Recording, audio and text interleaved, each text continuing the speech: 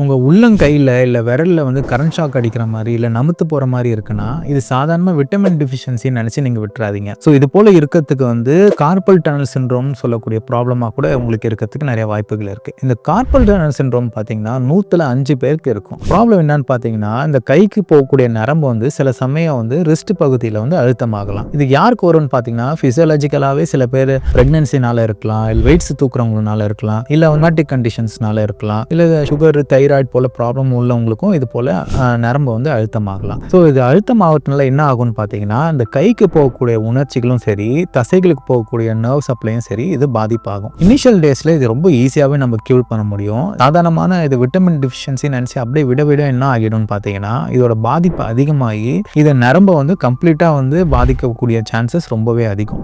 உங்களுக்கு இது போல ப்ராப்ளம் இருக்குன்னா, இந்த கார்பல் டனல் சிண்ட்ரோம் இருக்குதா இல்லையான்றத நீங்க நியர்பை ஒரு டாக்டரை பார்த்து ஐடென்டிஃபை பண்ணிக்கிறது ரொம்பவே நல்லது.